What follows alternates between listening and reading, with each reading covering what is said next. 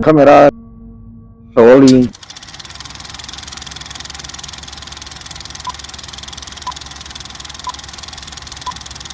action. Assalamualaikum warahmatullahi wabarakatuh. Sampurasun Mystery People dimanapun kalian berada. Ketemu lagi di cerita misteri malam Jumat. Ya, sebuah cerita yang akan menguak sejarah, fakta, mitos, bahkan cerita yang berbau mistis yang berkembang di masyarakat. Mystery People, ini adalah sebuah episode pertama di tahun 2021, di mana malam ini saya kembali akan membawakan sebuah cerita yang sudah melegenda di tanah Jawa Barat. Ya, siapa yang tidak mengenal keangkeran dari jembatan kereta api Cirahong? Keangkeran jembatan ini sudah terkenal hingga keluar Pulau Jawa. Tapi tahukah Anda, jembatan ini ada andil dari Bupati Galuh Ciamis yang berkuasa pada saat itu, yang berhasil membujuk pemerintah Hindia Belanda sehingga pemerintah Hindia Belanda mau membangun rel kereta api tersebut melewati Ciamis seperti sekarang. Lalu apa yang menjadi pertimbangan pemerintah Hindia Belanda membangun rel kereta api tersebut melewati Ciamis? Penasaran? Tonton terus videonya sampai selesai. Dan bagi kalian yang belum like video ini, silakan untuk di like dulu dan di subscribe channel ini sekarang juga. Jadi, siap gak siap? Kita akan mulai ceritanya sekarang. Tunjukkan nyalimu. I see you.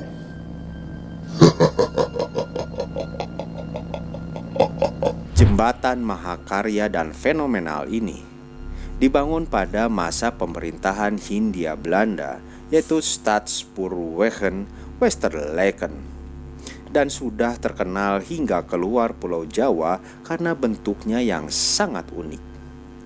Jembatan ini terdiri dari 2 tingkat, di mana pada bagian atas dibangun rel kereta api dengan mempergunakan struktur baja plat kontinu, dan di pada bagian bawah yang dipergunakan untuk kendaraan roda 4 dan roda 2 mempergunakan baja plat yang berbentuk sangkar. Ya, teman-teman, inilah jembatan Cirahong.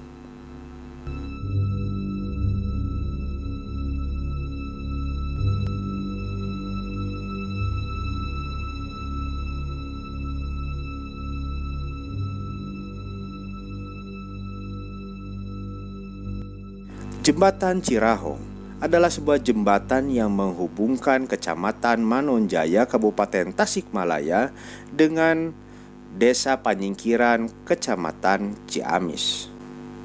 Jembatan yang dibangun selama 2 tahun ini dari tahun 1890 hingga 1892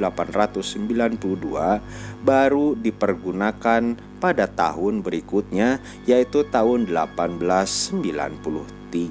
Dan jembatan ini pun pernah mengalami renovasi pada tahun 1954. Jembatan yang panjangnya 202 meter dan ketinggian 66 meter melintasi Sungai Citandui. Jembatan yang merupakan aset perkereta-apian Indonesia ini mempunyai nomor register yaitu BH1290 dan terletak di sebelah timur stasiun Manonjaya, daerah operasional 2 Bandung. Karena keindahan dari bentuk jembatan ini, maka jembatan ini banyak orang yang menyebutnya adalah jembatan cantik kereta api.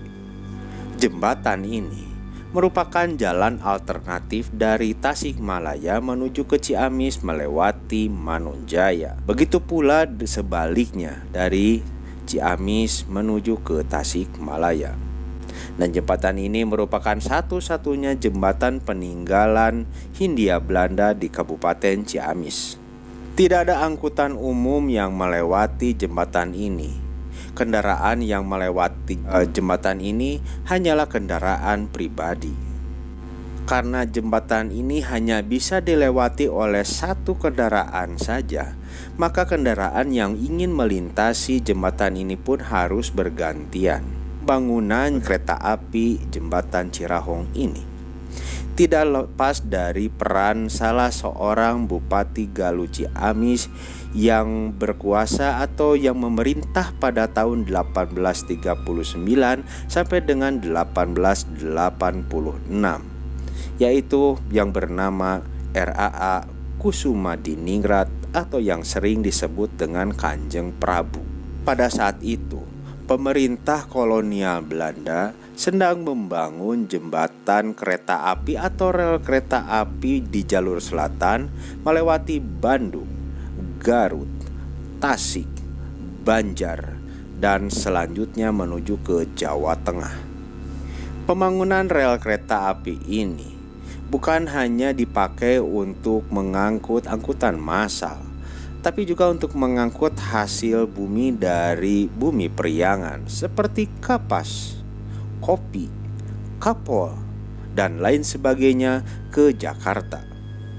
Pada saat itu, banyak perkebunan yang baru dibangun di daerah Galuh, seperti diantaranya perkebunan lemah nendet, Bangkelung, dan lain-lain. Sehingga diharapkan rel kereta api ini atau pembangunan rel kereta api ini bisa mempermudah untuk mengangkut barang maupun mobilisasi penduduk. Pada awalnya, rencana pembangunan rel kereta api ini oleh pemerintah Hindia Belanda dari Tasik tidak akan melewati kota Ciamis, tetapi melewati kota Cimaragas di sebelah selatan Sungai Citandui. Setelah itu baru masuk ke kota Banjar. Dan di sana jalur dibagi dua. Yang satu menuju ke Pangandaran dan yang satu lagi menuju ke daerah Cilacap, Jawa Tengah. Pertimbangannya, apabila pemerintah Hindia Belanda ini membangun rel kereta api melewati Ciamis, maka pemerintah Hindia Belanda harus membuat dua jembatan yang melewati Sungai Citandui, yang sudah barang tentu ini akan memerlukan biaya yang sangat besar.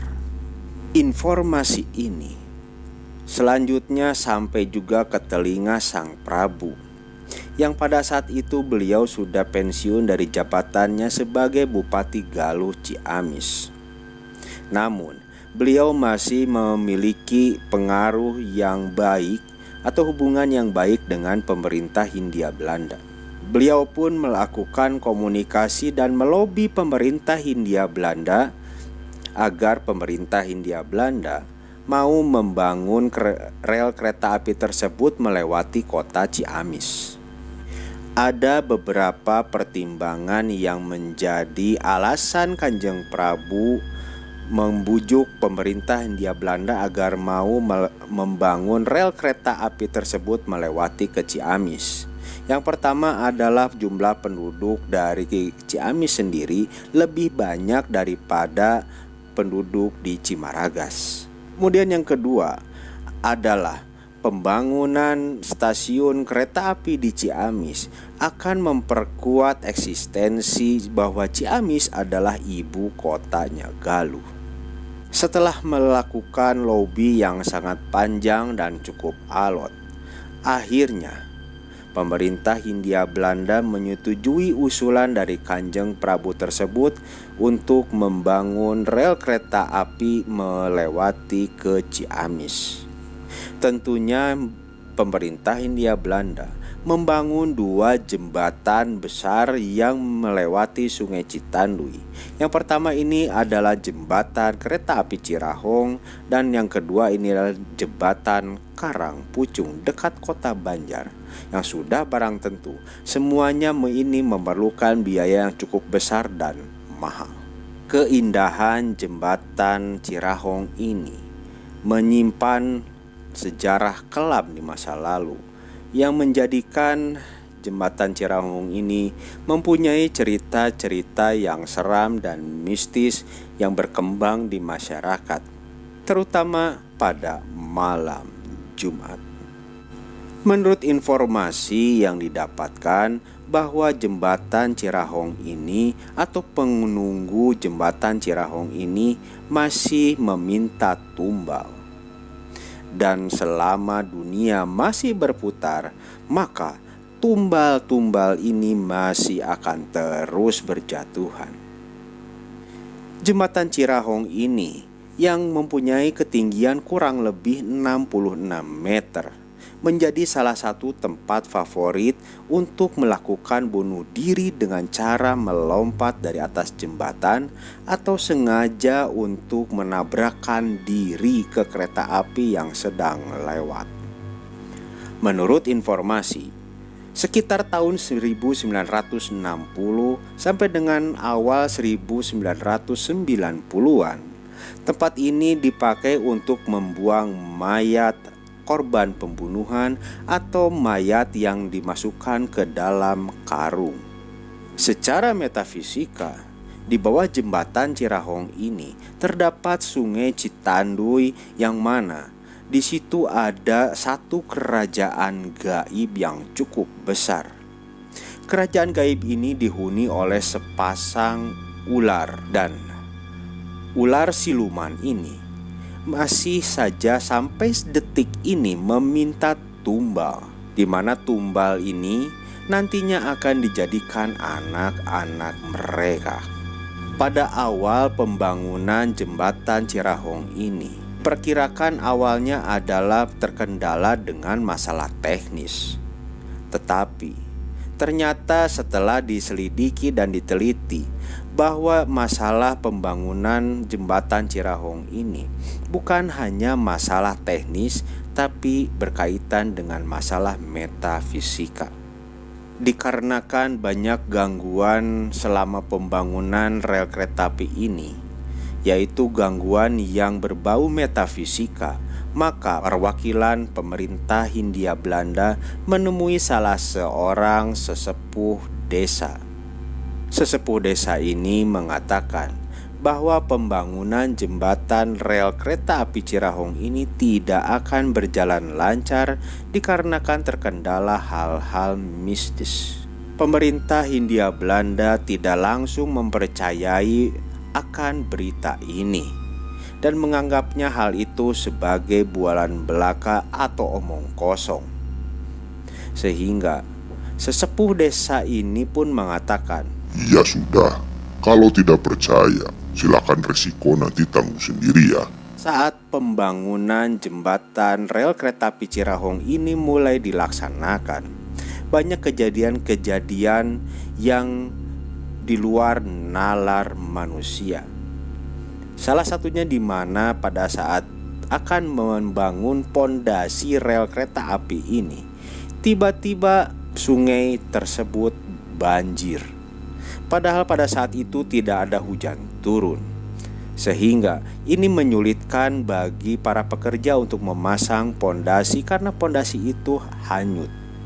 Pemerintah Hindia Belanda pada saat itu cukup kewalahan karena mereka sudah menghabiskan dana yang cukup besar dan harus selesai pengerjaan pembangunan rel kereta api ini tepat waktu.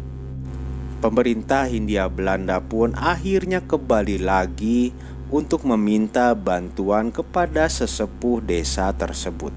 Kemudian sesepuh desa tersebut kembali mencoba berkomunikasi dengan penunggu Sungai Citanduy.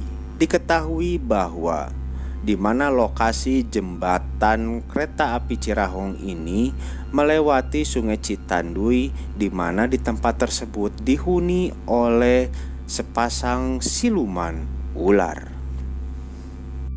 Siluman ular ini berkata bahwa mereka sangat terganggu dengan manusia yang membangun rel kereta api di tempatnya tanpa izin. Sepuh desa ini kemudian melakukan mediasi dan berkomunikasi dengan siluman ular penunggu Sungai Citanduy.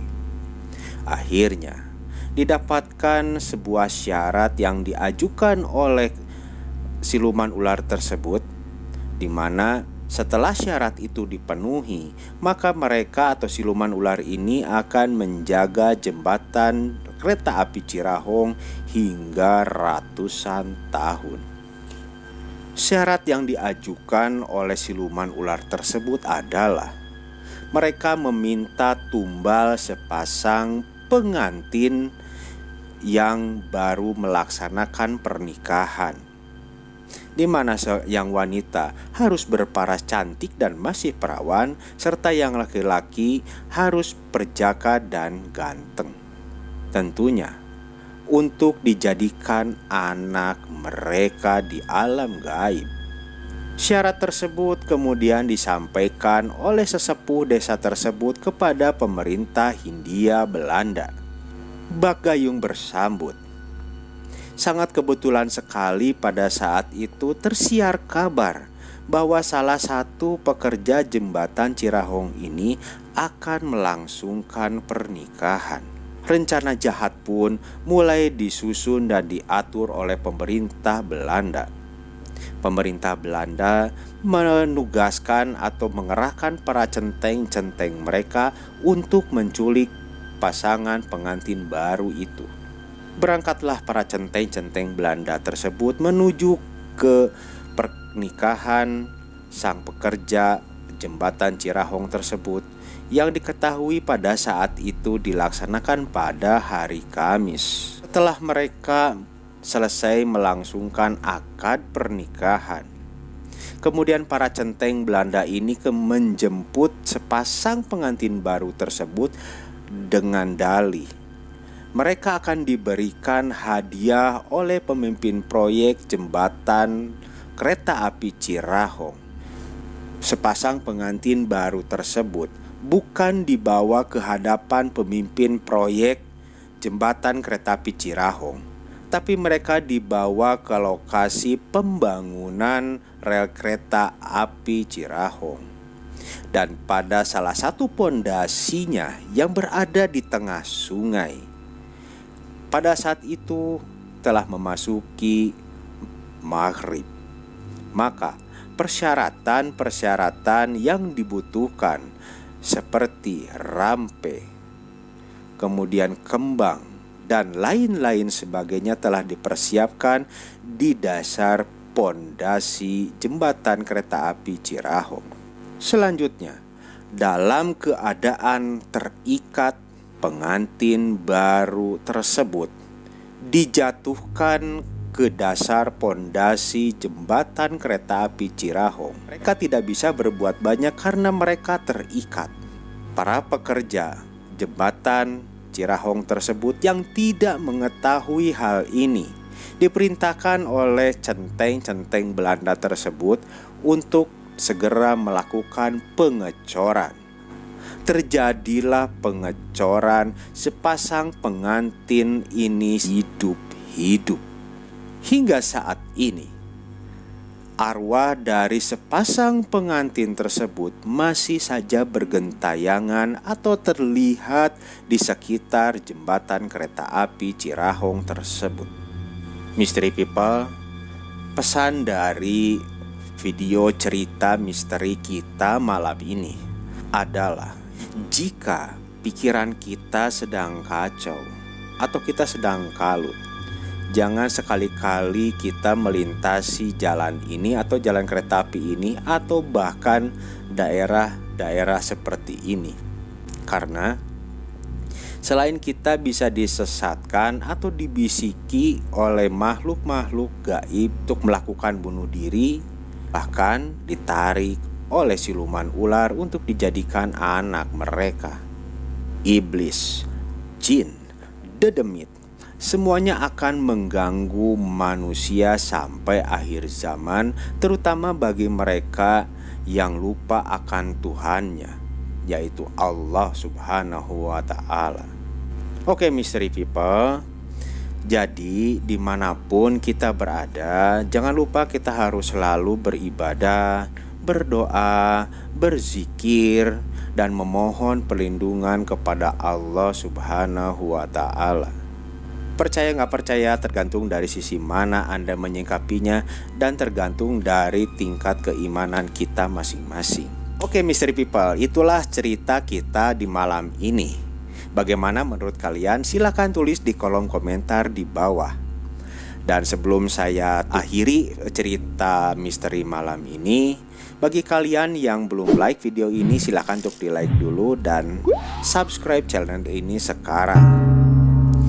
Dan bagi kalian yang punya cerita mistis atau pengalaman mistis, silahkan kalian bisa mengirimkan ke alamat email saya di bawah sini. Dari Bandung, Jawa Barat, saya Kang Nudi pamit. Sampai ketemu di cerita misteri selanjutnya. Wassalamualaikum warahmatullahi wabarakatuh.